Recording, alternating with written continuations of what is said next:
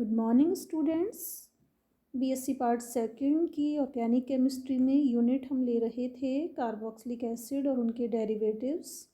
आज हम carboxylic acids में बात करेंगे हाइड्रोक्सी एसिड्स के बारे में। हाइड्रोक्सी एसिड्स ऐसे कार्बोक्सिलिक एसिड्स हैं जिनमें कार्बोक्सिल फंक्शनल ग्रुप के साथ COOH ग्रुप के साथ एक OH ग्रुप भी उपस्थित होता है। ये एसिड्स और एसिड्स की तरह से मोनो और पॉली बेसिक एसिड्स में डिवाइड किए जा सकते हैं। ये जो मोनो कार्बोक्सिलिक एसिड्स हैं ये अल्फ़ा, बीटा, गामा और डेल्टा हाइड्रोक्सी एसिड्स के रूप में क्लासिफाई किए जाते हैं।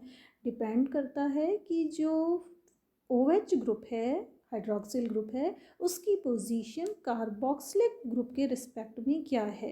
यदि कार्बोक्सिलिक के जस्ट अटैच्ड वाले कार्बन पर है यानी अल्फ़ा पोजीशन पर है तो हम उसे कहेंगे अल्फ़ा हाइड्रोक्सी एसिड्स। अगर उससे नेक्स्ट पर है बीटा कार्बन पर यदि हाइड्रोक्सिल ग्रुप है तो हम कहेंगे बीटा हाइड्रोक्सिलिक एसिड, और इसी तरह से गामा और डेल्टा हाइड्रोक्सिल एसिड्स। जैसे नाम ये कॉमन हैं, हमने सुने हुए हैं glycolic acid, lactic acid, tartaric acid, malic acid, citric acid और मैंडेलिक एसिड। ये जो एसिड्स हैं ये एग्जाम्पल हैं अल्फ़ा हाइड्रोक्सिलिक एसिड्स के, जबकि जो सैलिसिलिक एसिड एक कॉमन नेम है ये है बीटा हाइड्रोक्सी एसिड का एग्जाम्पल।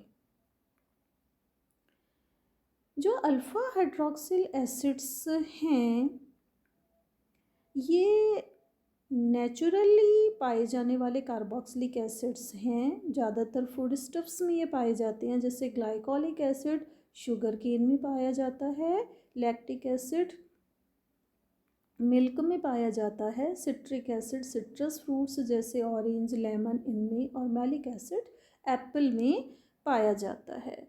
जो सबसे commonly used alpha hydroxy acid है वो है ग्लाइकोलिक एसिड और लैक्टिक एसिड। ये हम देख रहे हैं यहाँ पर कुछ हाइड्रोक्सिलिक एसिड्स के एग्जाम्पल्स, जैसे CH2OH COOH, ये है हाइड्रोक्सिल एसिटिक एसिड। इसी तरह से अल्फ़ा हाइड्रोक्सी प्रोपेनोइक एसिड 1, 2, 3 तीन कार्बन होने के कारण प्रोपियोनिक एसिड, और सेकंड कार्बन यानी कि कार्बोक्सिलिक के जस्ट अटैच्ड जो कार्बन है अल्फ़ा, इस पे हाइड्रोक्सिल ग्रुप होने के कारण इसे नाम दिया अल्फ़ा हाइड्रोक्सी प्रोपियोनिक एसिड। इसी तरह से बीटा और गामा हाइड्रोक्सी ब्यूटायरिक एसिड। देखते हैं किस तरह से अल्फ़ा हाइड्रोक्सी एसिड्स की प्रिपरेशन की जा सकती है। तो सबसे पहला है bye hydrolysis of alpha hello acids.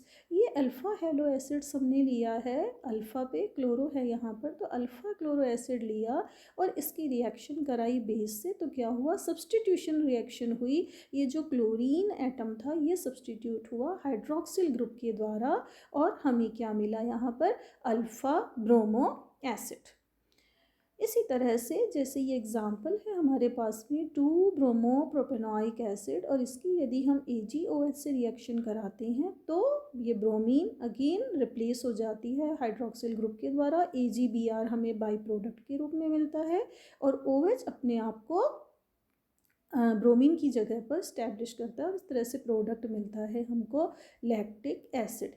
इसी तरह से नेक्स्ट मेथड है by the action of nitrous acid on amino propionic acid. जैसे यहाँ हम ले रहे हैं ये अल्फ़ा अमीनो प्रोपियोनिक एसिड, हमें कोई भी अल्फ़ा सब्सटीट्यूटेड एसिड लेना होगा और फिर वहाँ पर जो सब्सटीट्यूएंट है उससे रिप्लेस करवाना होगा हाइड्रोक्सिल से। ये एक बेसिक मेथड है अल्फ़ा हाइड्रोक्सी एसिड्स बनाने का।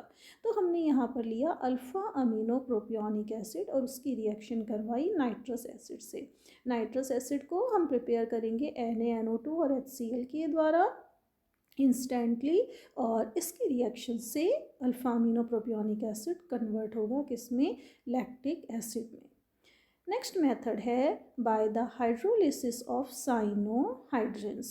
साइनोहाइड्रेंस हमने देखा था एसिटल्डिहाइड की HCN के साथ में न्यूक्लियोफिलिक एडिशन रिएक्शन के द्वारा मिलते हैं।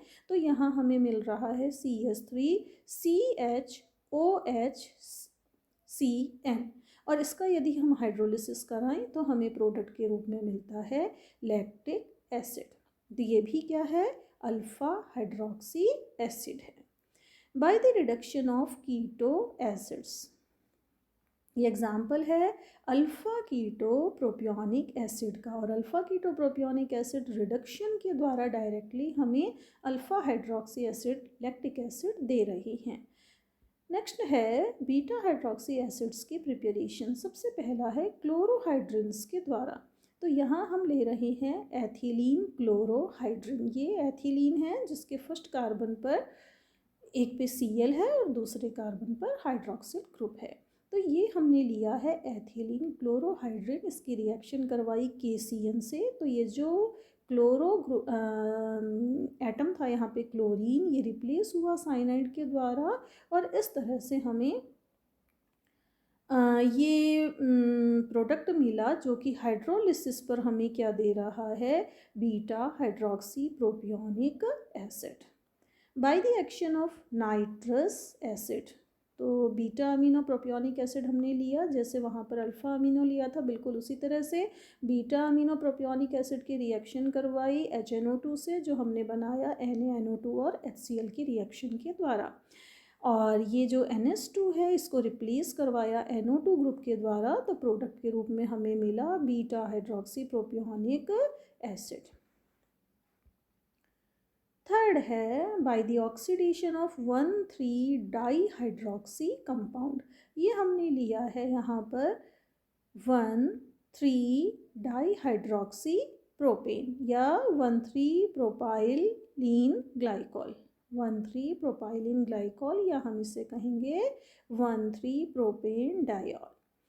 इसका यदि हम ऑक्सीडेशन करवाते हैं या ऑक्सीजन के साथ रिएक्शन करवाते हैं इसके in presence of dilute nitric acid, तो हमें प्रोडक्ट के रूप में मिलता है बीटा हाइड्रोक्सी प्रोपियोनिक एसिड। यदि हम फिज़िकल प्रॉपर्टीज़ की बात करें तो ये जो हाइड्रोक्सी एसिड्स हैं ये नेचुरली पाए जाते हैं और इनकी बायोलॉजिकल प्रॉपर्टीज़ भी होती हैं। ये कलरलेस होते हैं, क्रिस्टलाइन सॉलिड्स होते हैं या सिरपी लिक्विड्स होते हैं।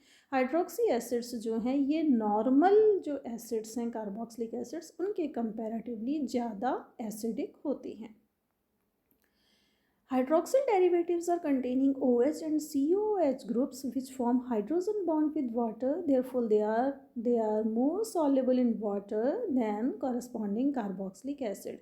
कार्बोक्सिलिक एसिड में सिर्फ COOH ग्रुप होता है, लेकिन अल्फ़ा हाइड्रोक्सी या जो भी हाइड्रोक्सी कार्बोक्सिलिक एसिड्स हैं इनमें ये दोनों ग्रुप प्रेजेंट होते हैं, हाइड्रोक्सिल OH ग्रुप भी और COOH ग्रुप भी। इस वजह से ये दोनों ही सक्षम हैं हाइड्रोजन बॉन्डिंग में। तो चूँकि हाइड्रोक्सी एसिड्स में नंबर ऑफ हाइड्रोजन बॉन्ड्स या इनकी डिग्री जो है वो ज़्यादा होती जाती है, ज़्यादा हाइड्रोजन बॉन्ड्स पाए जाते हैं, इसलिए इनकी सॉल्युबिलिटी भी ज़्यादा होती है।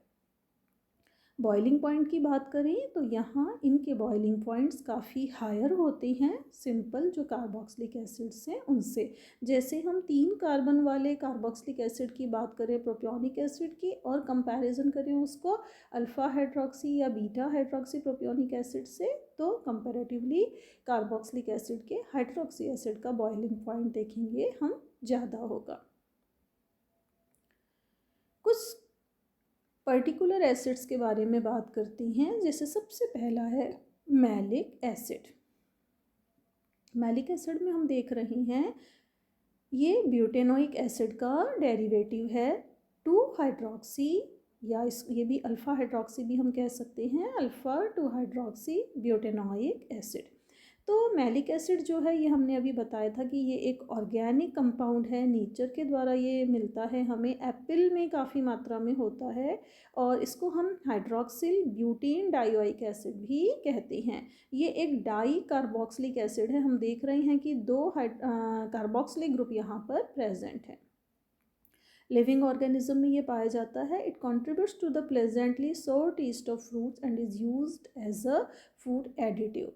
Malic acid is colorless, crystalline solid, soluble in water and alcohol, but sparingly soluble in ether. It melts 130 degrees Celsius. It contains one asymmetric carbon, hence it exists in two optically active या two stereoisomeric forms L and D in enantiomers, and one inactive form, though only the L isomer exists naturally.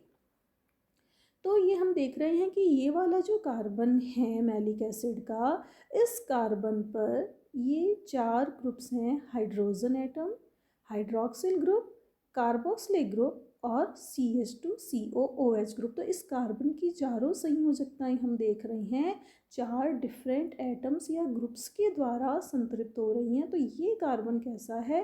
Chiral carbon है, stereogenic centre है, या हम कह सकते हैं कि ये असममित कार्बन है।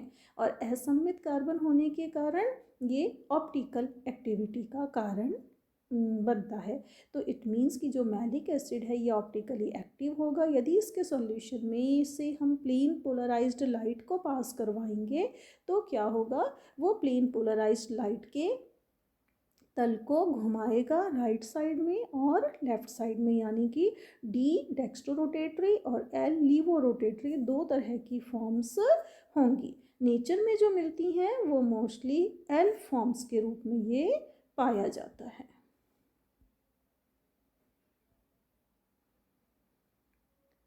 प्रिपरेशन ऑफ मैलिक एसिड, देखते हैं कैसे हम मैलिक एसिड को बना सकते हैं। तो सबसे पहला है, हमने यहाँ पर लिया है एस्पार्टिक एसिड। ये एक एमिनो एसिड है। एमिनो एसिड मीन्स जिसमें एक NH2 ग्रुप हो और एक कार्बोक्सिलिक ग्रुप हो। एटलीस्ट एक एक NH2 और एक एक COH ग्रुप होना चाहिए, तो इसको हम कहते हैं एमिनो एसिड। तो इसमें पहला हम ले रहे हैं एस्पार्टिक एसिड और इसकी रिएक्शन करवा रहे हैं HNO2 या नाइट्रस एसिड के साथ। तो हम देख रहे हैं कि जो ये NH2 ग्रुप है, ये NH2 ग्रुप पहले HNO2 के साथ में रिएक्शन से OH में कन्वर्ट होता है। नाइट्रोजन यहाँ पे निकल चुकी है, वाटर मॉलिक्यूल निकल चुका है, तो OH ग्रुप यहाँ पर अटैच्ड होता है और ये फिर से क्या बना? मैलिक एसिड या अल्फा हाइड्रोक्सी